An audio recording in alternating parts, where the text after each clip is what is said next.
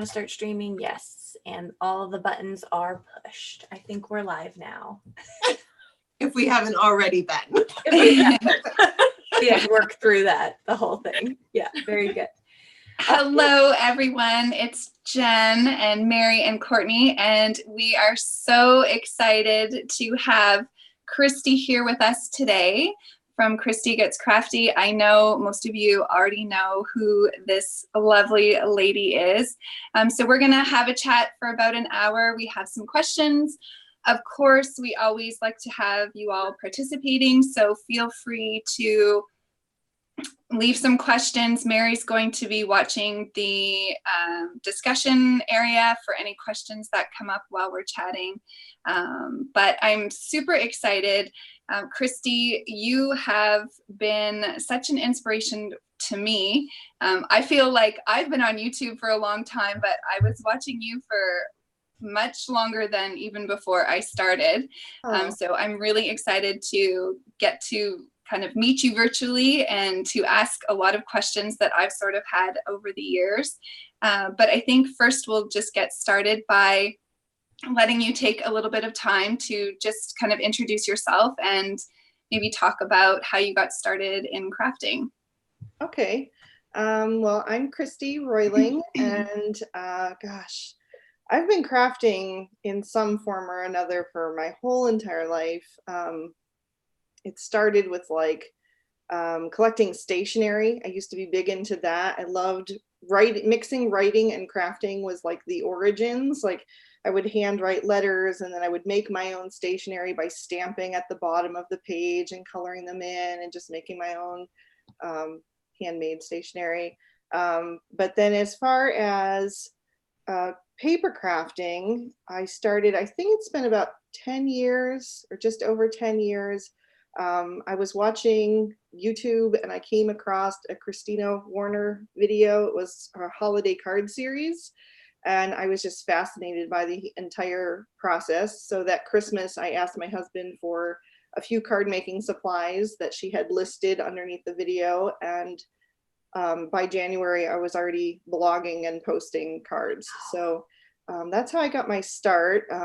My favorite thing about it is it all goes back to the whole making stationery thing. It's just like an upgrade of that. You know, you're still making like handmade kindness that you're going to send out into the world. You're going to fill it with some words of love and send it to someone you care about. So like that's why I've stuck with card making this long. All of the other things that I've done, jewelry making, floral designing, you know, I've only done those for maybe a few years, and then I hop on to the next thing because there's just so many cool things out there to learn and do.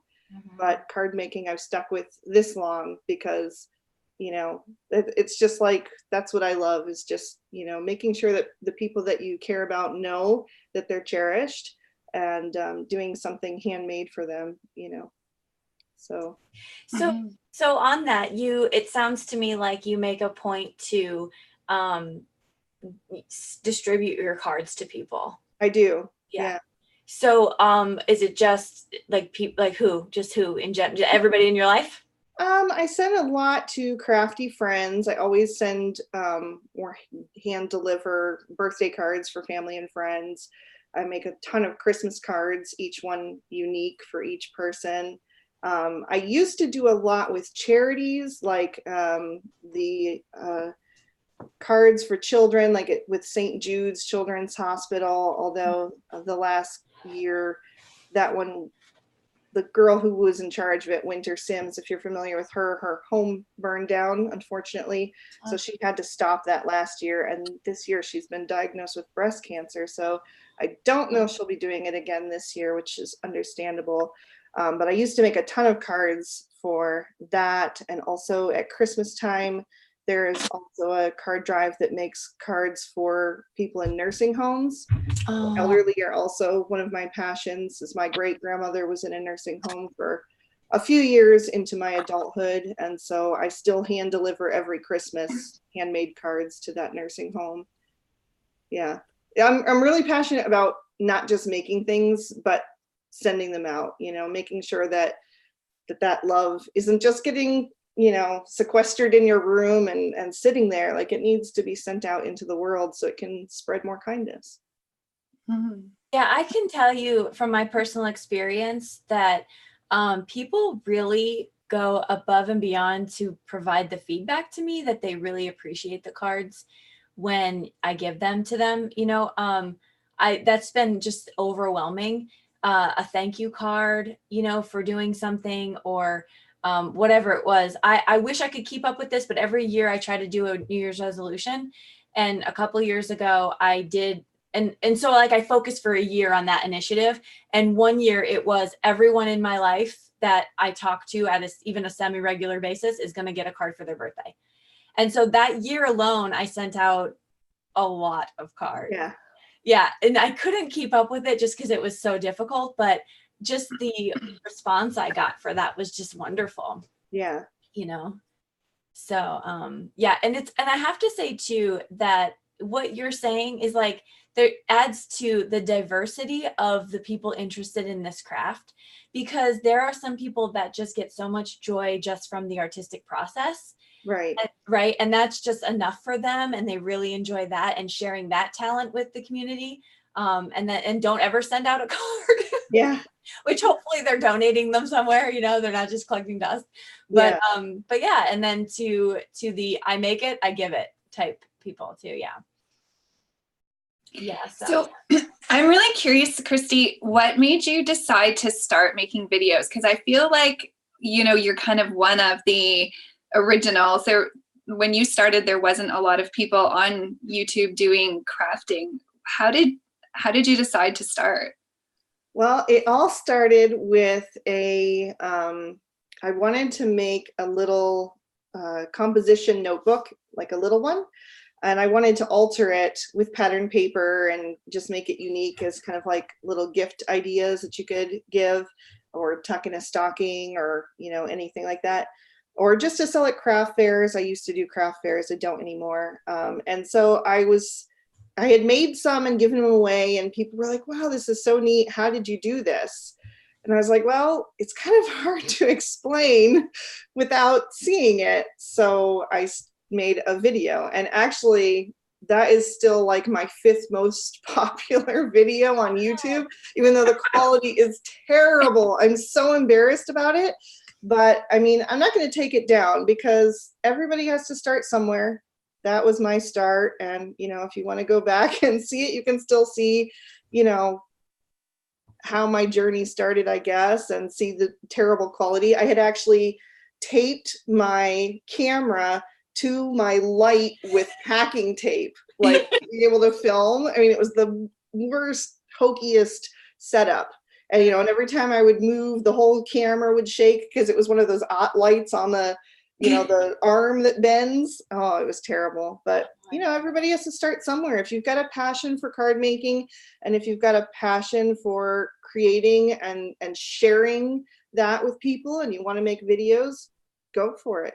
Do it with what you've got. You don't need the high-tech stuff. I mean, I still use a handmade wooden tripod that my husband made me to film every single video. I don't have any fancy equipment. Yeah. So just go for it. Yeah. Do you use your phone to record? Nope. I use a little digital camera. It's like super old. Oh. That's it. Yeah. Wow. Cheap, old. Every single video is filmed on that thing. But it just goes to show you, because your video qualities are fantastic. And I know, like, we get a lot of questions around what kind of cameras to use and equipment. And I just use my iPhone. But it just goes to show that as long as you have something that can shoot clear, it doesn't really matter. Well, when I started, I didn't have an iPhone. I had an old flip phone, way back then. So when my husband built the tripod, it was built for this phone. This camera. And so it's like the right distance up from my desk for that. And then I tried it with an iPhone, but it was too close. So he would have had to build me a new tripod, and I just didn't bother. It was working. Why? Why fix what's broken? No, what Exactly. is it? Yeah. If it's not broken, don't fix it. That's right. Yep. And I think a lot of people that are watching aren't necessarily watching for the quality. They're not going to be like, oh, well, your lighting is not good, or, oh, I don't like the music you're playing. Although looking back at my old videos, they probably should tell me that because they're pretty bad, but they're looking at what you're doing and what you're sharing and how you're doing it. So I think I'm in the same boat as you. I have one, I don't know why YouTube decides to push this video. It was my 3rd video ever and it is terrible. And I have like 53,000 views on it. And I'm like, I have a new stencil video. Here, watch this one. But they keep watching that. I keep thinking one of these days I'm going to remake that video, but we'll see. I kind of like the old hokey setup. It was, you know. Yeah, Courtney had pushed your video to me recently and I watched it. Oh God. I was like, how? Check this out now. I was like, when was this video? Because it was just like, why am I getting this video? Yeah. My 3rd video ever. And I couldn't think of enough things to say to have a voiceover for the whole thing. So I would just play music and I would play music here and there. And I had somebody comment not too long ago, love the music. What music clip is that? I'm like, I have no idea. Yeah. I don't have that computer anymore. I don't have anything anymore. So I say a lot of random things in my videos. And so like if someone I've gotten recently, people will comment on the video that I did 2 years ago and they'll like comment in reference to what I said. And I'm like, I have no idea what I said. I have to go watch it again.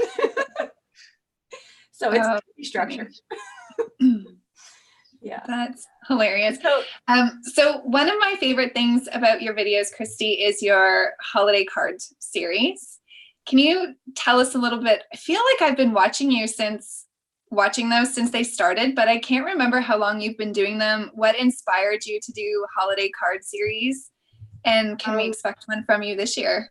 Yes, it's actually kicking off tomorrow. Oh, exciting. Early. I usually don't start until after Halloween because I am a firm believer on letting each holiday kind of have its day.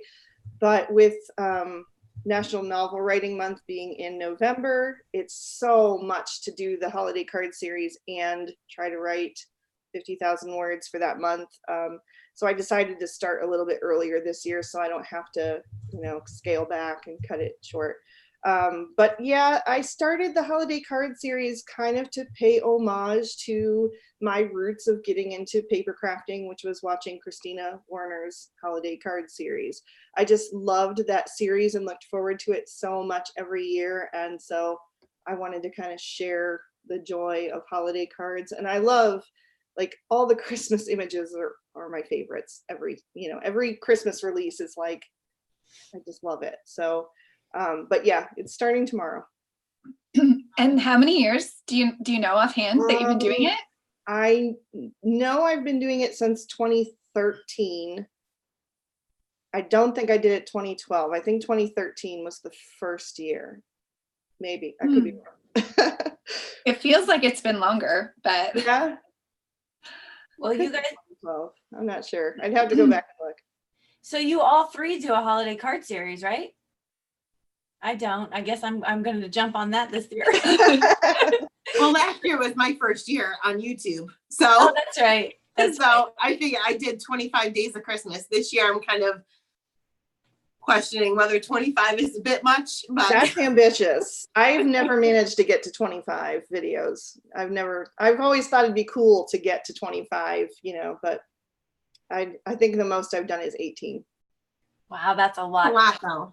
Still a lot. It is a lot. Courtney, did you do last year, did you do like December 1st through the 25th, or how did you do, or like over the course of a couple months?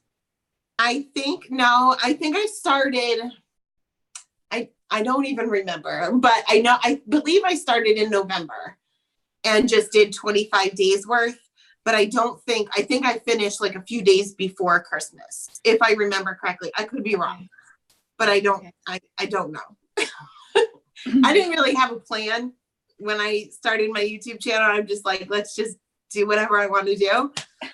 And I still don't really have too much of a plan, but it's fun. Yeah. So I have to make a lot of holiday cards, as I'm sure we all do. And so I'm thinking maybe I'll do my holiday series where I do 10 of the same card in each video. There you go. Some Yeah. people, that's what they want to do. Some people want mass-produced ideas, because it's just easier. They don't have a ton of time, or they don't have I don't know. Some people say they don't have the ability to come up with all the ideas, so they want to just have somebody provide the ideas, and then they can, mass produce, a whole variety of cards, maybe 5 different designs or something like that. But Yeah.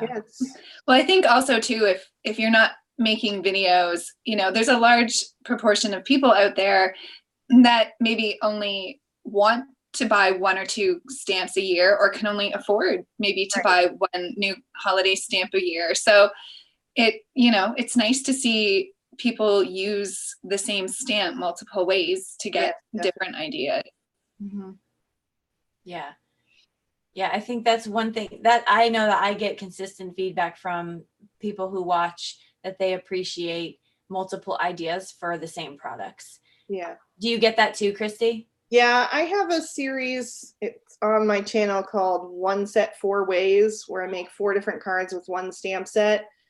It's a ton of work to film it, so I think I've only done like 5 in that series, but I always get a lot of comments that people appreciate it. And I'd like to do more. It's a lot of work, a lot of filming at once, to make all those cards. I'm a slow crafter. It takes me like 2 hours to make a card. So if you're going to do 4, like, that's a ton of time.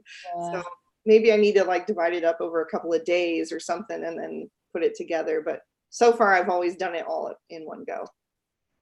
I started pretty strongly with, pretty consistently, with card kits. So I would do a Simon card kit and then a Hero Arts, and I was doing that all the time. I know we get Jen in and out. You guys seeing that? Yeah. Yeah. I'll just keep talking. She'll pop in when she's ready.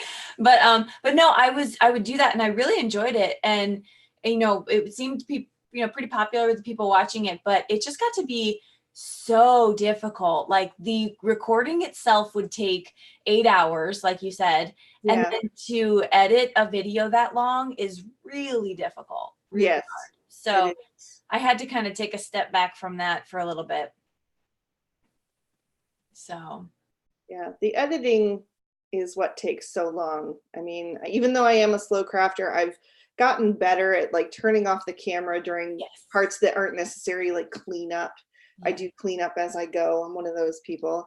But the editing, that takes a long time. Yeah.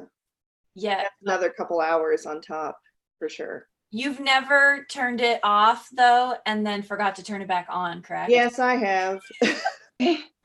But I've gotten better about not doing that. Yeah.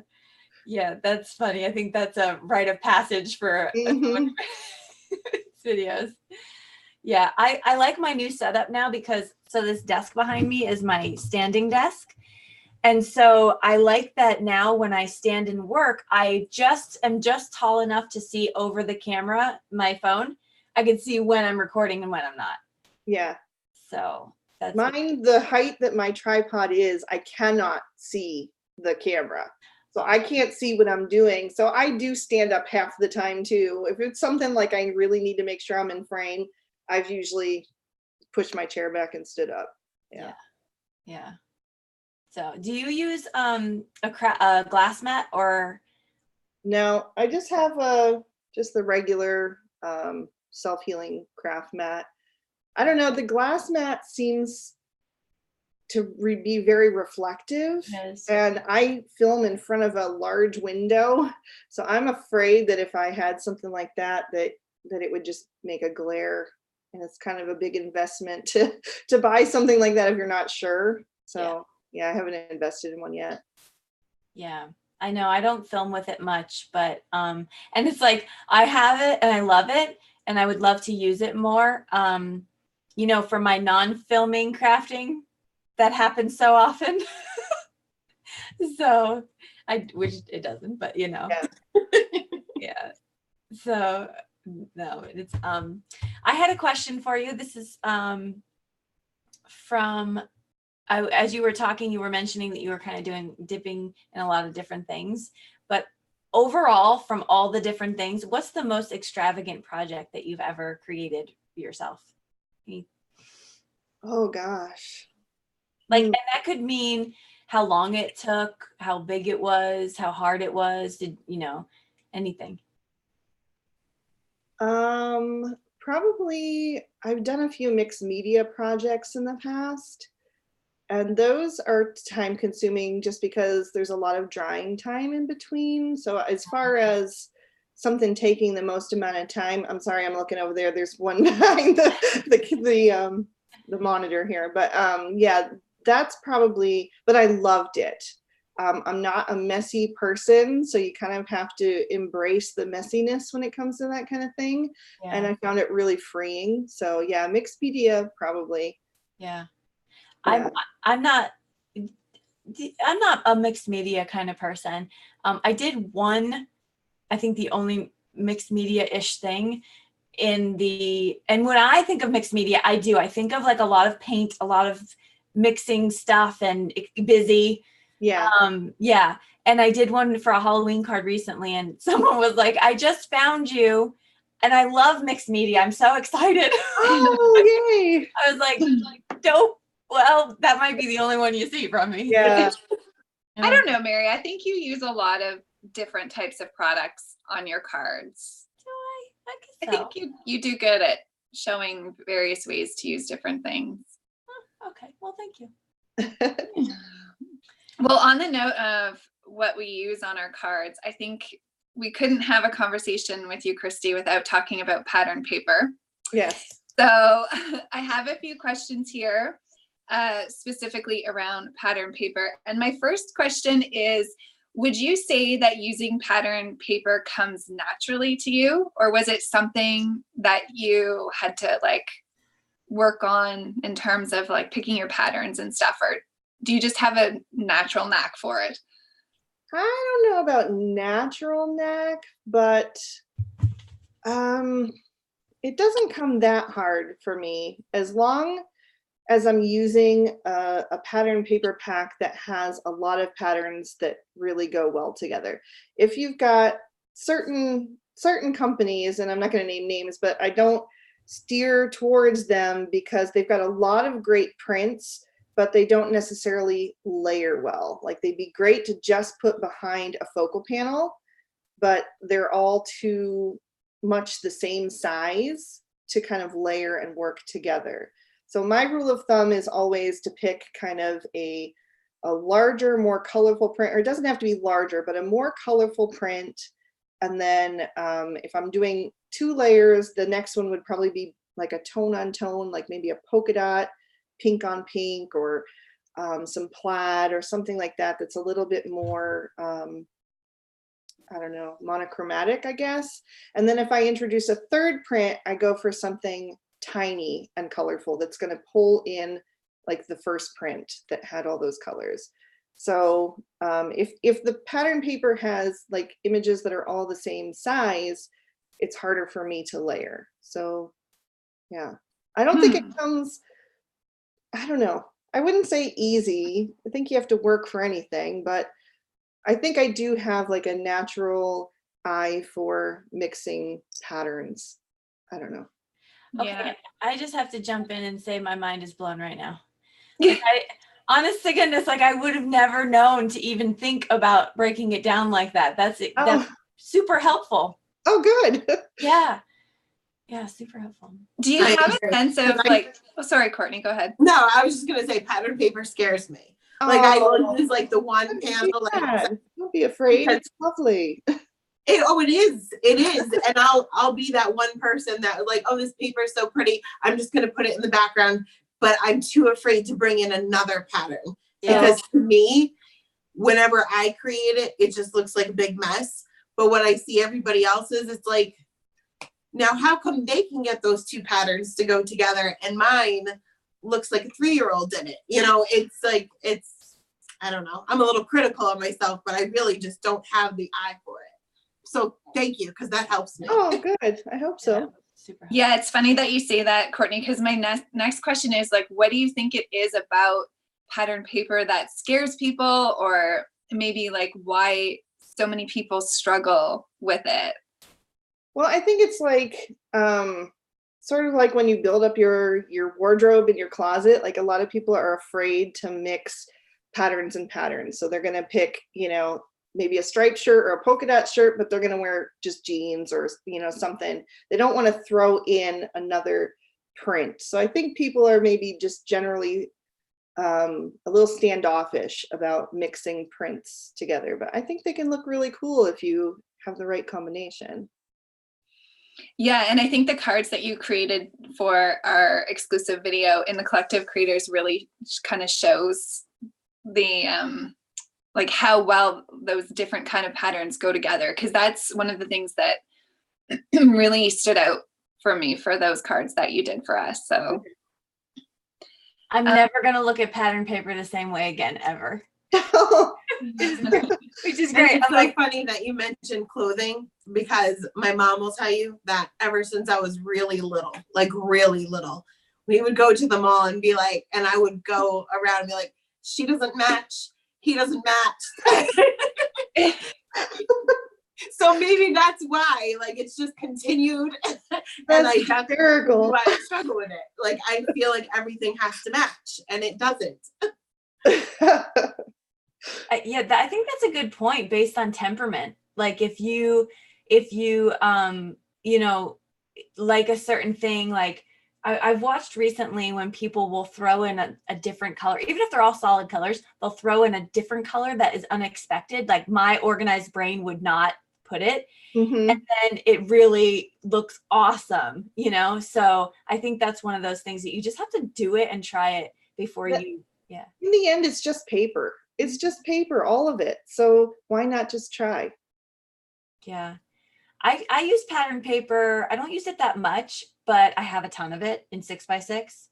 I have a video coming up soon where I use a Christmas dye sweater dye, and I pulled out all the pattern paper and just made a bunch of Yay, I can't wait to watch. Yeah, because I was like, I gotta use this stuff, and this is the perfect opportunity. But no, I love paper piecing with pattern paper. Yes. That's so much fun. I haven't done that in a long time, but I have had that on my mind lately to try again. Yeah, it's super fun. I have to do that again too. I actually just made a card today where I did some paper piecing. Oh, cool. Yes. So yeah, I think pattern paper can be fun. My next question, I mean, you kind of already talked about it a little, and I think you guys just offered great tips, but I was going to say if there's any tips that you could offer to people. But I think I like how you all just kind of said, just jump in, and it's only paper. If it doesn't work, it doesn't work. Right. Yeah. Just try. Pull a couple sheets out and lay them next to each other and see, what they do to your eye. If they kind of go, if they don't, replace one, just go through the pad. And I think choosing a good pad is the beginning. Like, look for something that has a good mix of colors and patterns and sizes. Like, the scale of the print is really important. Make sure there's a variety. So do you have a favorite that, and I mean, not that we always like to choose favorites among all these companies that we love, but for someone who's maybe starting out using pattern paper, is there one that you tend to gravitate towards that you find easier to use? Echo Park is definitely one of my tops. I will probably buy everything as long as it's like a holiday that I'm into. Like, I don't really create much for Halloween, like nothing against it, but I just don't really give cards for it, I guess. So I don't make a ton for that. But as long as it's like something usable, I'm pretty much always going to buy Echo Park because their patterns just work really well together. I love their stencils too. Yeah. Yeah, they have such a good variety of stencils. But yeah, now I want to go look at my pattern paper selection. One of the other things I was wondering is, do you have a go-to layout? Because I think that might help people as well in terms of, I know we talk a lot about, and it's even come up in our conversation today, like always kind of having to think you have to reinvent the wheel. And, is there kind of a go-to that you have that maybe, people can use over and over if they're just getting used to using pattern paper? I wouldn't say I have a go-to necessarily, but I do use card sketches a lot. Like I'll go on Pinterest. I actually have a whole Pinterest board devoted to card sketches. So if I feel like I've been doing the same kind of design a little too often, I'll go on there and pull one up and just, you know, copy the layout. Sometimes I'll change a few things, but that's a great resource. Like card sketches are amazing for deciding how to lay out a card. I can't recommend them enough. If you're somebody that really struggles with, like, you know, once you've got the images colored and you've got a couple pieces of pattern paper picked out or some cardstock or whatever you're going to use, and you just don't know how to fit it all together, use a card sketch. That's going to help a lot. I don't know. I wouldn't know. I don't think I really have like a go-to because I don't like to repeat too often. There are a few that I'll use again and again, but maybe flip them or turn them on the side, the card sketch, you know, but no, I'm always looking for a new one. So is there a we got a question from our viewers. What is from Roberta, what's your favorite technique? Coloring hands down. Like I could color all day. Yeah. Yeah. And what's your favorite medium to color? I know the answer, but Copics. Yeah. Yeah. Yeah. No, that's awesome. Yeah. I try to break away sometimes and use something else. I'm like, oh man, people are probably getting tired of just watching me color with Copics all the time, but I can't help it. It's like your favorite pair of jeans. Like, yeah, it just feels so good. I think and this is just my opinion, but I think it's also, it really comes through to viewers when you're just enjoying what you're doing. And I think that's really important, and it's contagious, you know. Yeah. Like you're just really, I mean, if they want to, whenever you want to go research or look at a new medium, you just have to type in the search bar and you're going to find somebody to do something. So, oh yeah. Yeah. So is there any technique that you find you struggle with and you still would like to kind of tackle in the future? Oh gosh, I'm not a fan of no line coloring, and not in the way that I don't like seeing it on other people. I don't like trying it myself. Yeah. Like I think I've done it twice and it just was such a struggle. And you know, life is a struggle anyway, especially when you're like a working mom with kids. You know, you've got so much going on. I mean, and even if you don't have kids, it's just, life is so crazy. Crafting is supposed to be fun and relaxing to me. So if it's gonna like frustrate me, yeah, on to the next thing. I love no line coloring. I love the look of it, and you're right, it does take a long time. Yeah, because you got to work on little bits and pieces at a time, because obviously you lose the lines. Right. But I love the result of it. Yeah, it looks fantastic, but yeah, a lot of people stress out about no line coloring, but it's actually more forgiving than coloring a black outlined image, because if you go out of the lines, nobody's going to know, because nobody's going to see the lines. Good. So you just kind of alter the image a little bit if you happen to go out or shade it wrong or whatever. So I find it to be a little bit more forgiving, but it is much, much more time consuming. Yeah. Yeah. Well, I recently picked up Lawn Fawn's Crunchy Leaf ink, which is that brown, it's like a soft brown ink that you can stamp and color with Copics. And it's almost like no line coloring. It's really like a faded outline. So I'm happy with that. Do you ever color with colored pencils? Roberta's curious if you have a favorite one. No, I mean, that's another thing that I just need to devote more time to, I guess, developing my skill set at.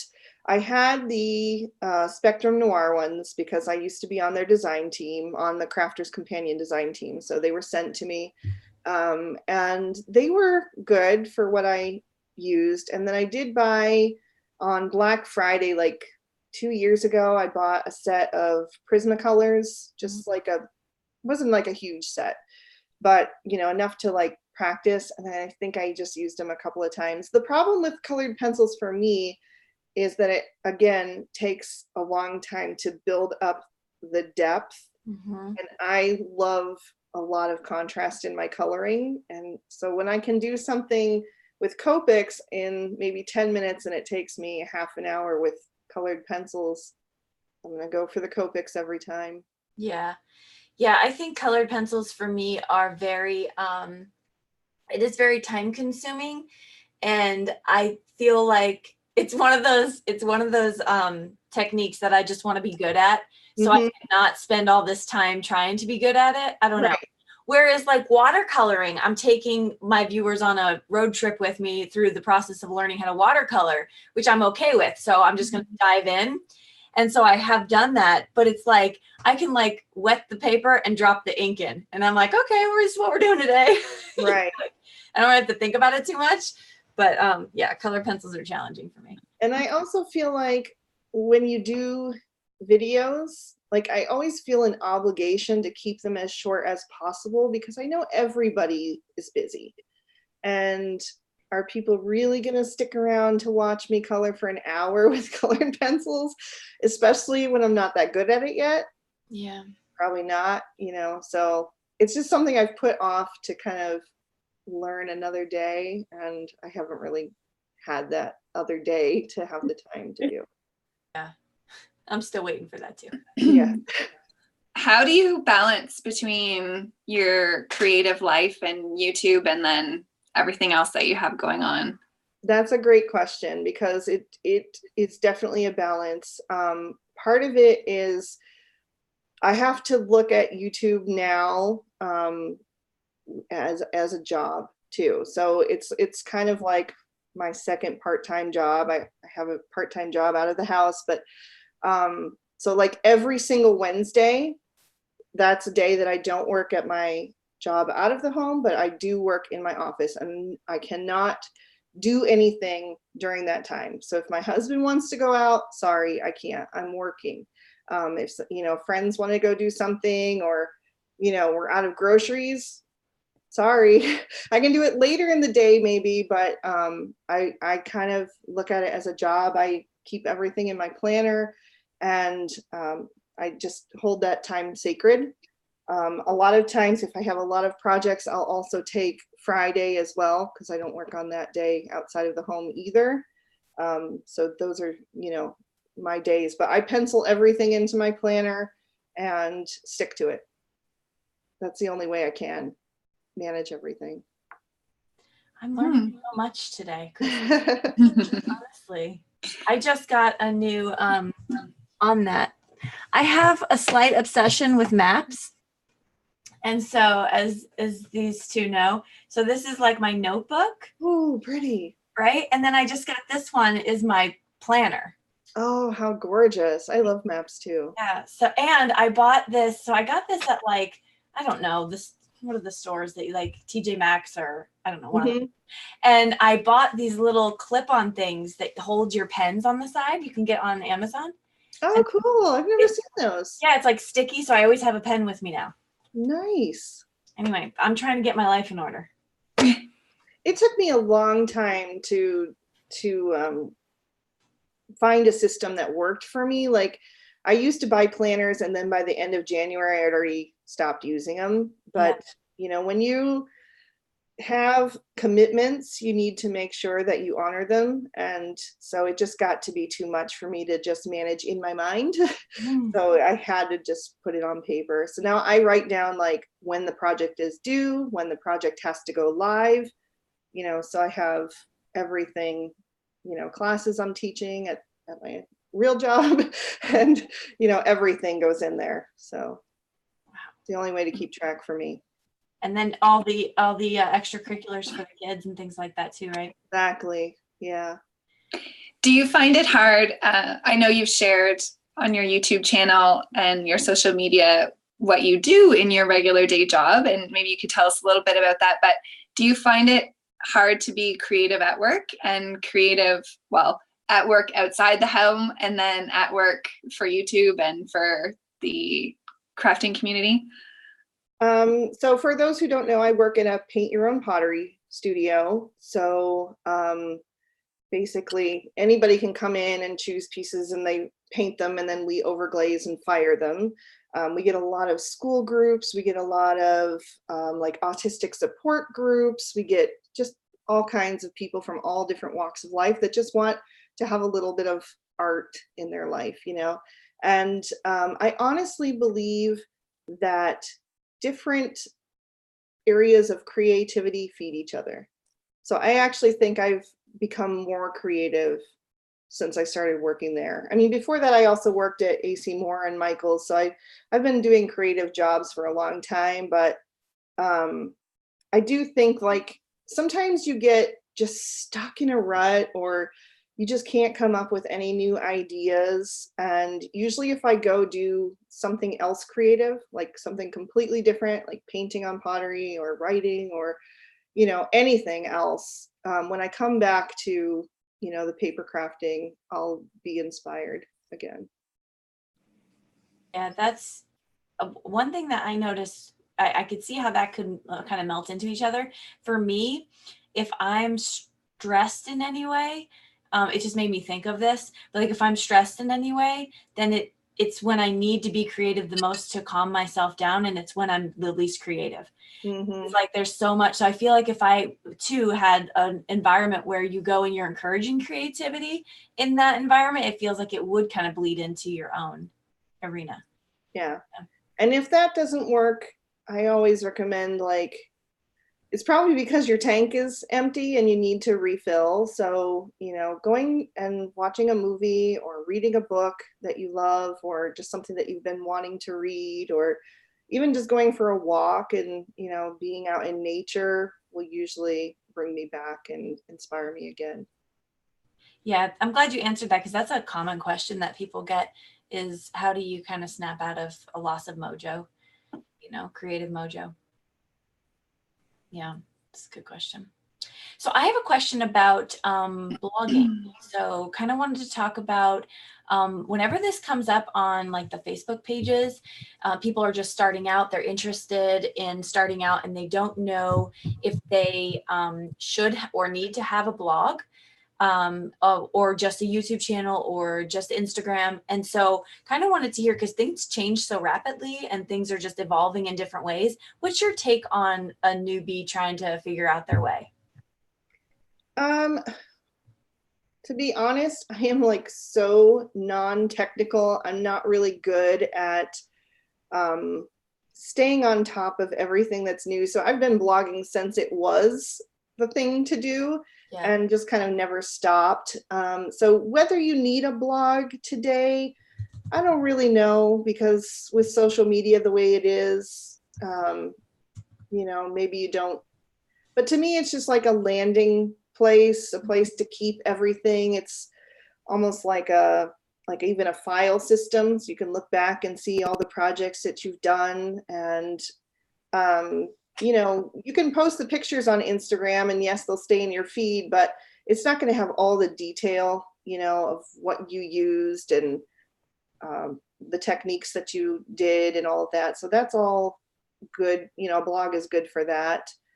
I don't know. I don't know. Do you find that in as far as the like time goes and what takes the time to do that, would you say that for you, your blog is kind of just like the close up, and it's, you know, close up of your project and it's quick? Or do you think that it actually is time consuming in the way that you're doing it? It takes me maybe 20 minutes to write a blog post now, because I've been doing it for so long and I kind of have a system in place. I usually will have my video up in one window and my blog up in the other. So as I'm pulling links to add to the supply list of the video, I'm also writing the blog post at the same exact time and pulling the links into there. Okay. So doing it at the same exact time saves some time. Did I answer your question? Yeah. Okay. Yeah. No, I was just curious about that, because I'm really not keeping up with my blog like I could be. But for me, it takes me about 5 or 10 minutes to do it, because I don't write a blog. It's just a landing zone, like you said, right, for pictures and things. So people wanted to go get still shots, they can go to my blog, but I just haven't been keeping up with it. Yeah. I always have more pictures there on the blog too. Yeah. I think I'm one of the few who don't have a blog. Never have. Oh, really? Don't have an interest in it. I wanted to do this to be a content creator in terms of videos, and I don't have one. I don't know if it's hindered me in terms of anything, but I'm happy where I am now, and I don't know if it would have enhanced things for me, but I think my piece of advice, not that anyone asked, but would just be like, if it's something that you know you don't want to do, then don't do it. Yeah. If you want to do it, then do it. But if it doesn't bring you joy, and it doesn't for me. So right. I don't. I mean, I will do blog posts if I'm on a design team for their blogs and stuff like that, but I have no interest for my own. Yeah. Just I still get visitors I can see from the tracker, but I don't get really comments anymore on my blog. They're all on Instagram or on YouTube. So I really don't think it's necessary. If you don't want to do it, that's fine. Why? There's other outlets. That's really important for people to hear too, Jen, is just that piece of like, if you want to do it and you're going to put your heart into it, it's probably going to show, and it's going to be an interesting aspect of your creative part of your journey. But like, I think I don't remember where I was watching today, and someone was saying the chances of you being on a design team are minimal if you don't have a blog. And I don't agree with that, because you've been on many design teams, Jen, and you don't have a blog. So I think it just depends on what the design team is looking for. Yeah, and I think design teams are moving towards having video content creators and having blog and social media content creators. So I think there's becoming more of a recognition that video creators, it's different. It's different, and it's a skill, and we're all still working on it, and we learn things as we go. But so I wouldn't agree with that at all, that you can't get on a design team without them. So yeah, and I guess you're right, Mary. It will depend on that specific company. There are companies that will require it, and then there's going to be other companies that require a YouTube channel. It depends on what the requirements are. A lot of them still do have the blog hops for releases, but most of them are shying away from that. Mm-hmm. Or they'll just say they'll post everything on their blog. You just give them their pictures and things like that. So the hops are not as popular as they used to be. Yeah, I really like that companies are starting to recognize that too, like Jen said, because you're really going to get the best product out of your people when you let them work in their strength. And so, if they're really just into it, just videos, like you're going to see that. And I think it's great that they're trying to kind of pinpoint, each specialty, so that's great. I hope more companies start doing that too. Mm-hmm. Mary, are there any more questions before we get into the speed round? We should probably move into our quick questions here, and then if we have some time at the end. So maybe if people have any questions to start writing them. There haven't been any questions that we haven't answered, but I did want to say that from Roberta said something as a viewer, which I really wanted to pass on, was that she said, as a fan, I find one or the other is enough. We lose valuable craft time trying to patronize all the outlets for our craft stars. So I think that's a really good point, is just, that you want to support, but you can't necessarily find the time to support everybody in every way. Right. That's a great point. Yep. And I appreciate that she said that. Yeah. And I think it goes back to what Christy was saying earlier about, wanting to keep her videos in a certain time frame, just respecting people's time. And I mean, I don't think there's too many people, on a day-to-day basis that can watch a video, read a blog, check out social media, like consistently, like Roberta's saying, with all, those people that she likes to support on a daily basis. So yeah, do what makes you happy. That would be my biggest tip. For sure. If I can change anything about YouTube, well, no, never mind. There's a lot I probably would change about YouTube. But one thing is, I have so many squirrel moments throughout the day that like I'll be so into a video and then something takes my attention away. Like I want to open back up YouTube and say, hey, you want to finish this video? It's like, I really need that help. But no, anyway. Okay. Speed round. Okay, but you just reminded me of a question that's come up on the other lives. Christy, when you craft, do you do anything while you're crafting? Do you listen to music, watch TV, or are you in silence? I listen to audiobooks almost all the Okay. time. Yeah. Occasionally I'll switch to like a podcast, but almost all the time, I'd say 95% of the time I'm having an audiobook playing. Yeah, that's the great thing about doing voiceovers now, because I didn't start out doing voiceovers. So that was rough, but now I can, delete the sound files. So, yeah. So when you started, you were talking as you were filming? Is that what you mean? Yeah, I did. That was hard. Wow. I think it was Courtney that was saying earlier, like at the beginning, it was hard to find stuff to say, to fill all the time. And yeah, that was so true at the beginning. It was just like, now with the voiceover, like you can think about it a little bit more. But yeah, when you're like, it's almost like live to you, because you're not going to get to edit whatever you said, yeah, that was rough. I'm glad I made the switch. Yeah, those videos are really hard for me now. You think it's just a mind trick. You think it's going to be faster to edit, and it's way worse to edit. Yeah. Yeah. Okay, so let's move on. It's funny because we've actually answered some of the questions that I have written down. So these are just really short questions, 1-2 word answers, whatever comes to the top of your mind. So glitter or no glitter? Yes, stickles. Sure. Okay, you and Mary are stickle lovers. Oh, I love stickles. Dude. Have you ever been to a crop? No. I've been to a card making gathering for Christmas. I guess it was sort of a crop, but we only brought minimal supplies. Everything else was supplied for you. So I don't know if that's the same thing. Fun. Do you have a lucky number? 7. 7. Any pets? Yes, I have a puppy. Her name is Gemma, and she's an Australian Shepherd. She's 7.5 months old. Oh, she's adorable. Thank you. And I have fish. That's it. Do they have names? No, we have like a 30-gallon tank, so no, no names. They used to when the kids were littler, but they don't care anymore. Yeah. Furthest place you've ever traveled? Africa. Oh. Yeah, Cameroon, Africa. I lived there for a year. Wow. Furthest. Very cool. Yeah. Where would you still like to travel to? Oh gosh, so many places. I love travel.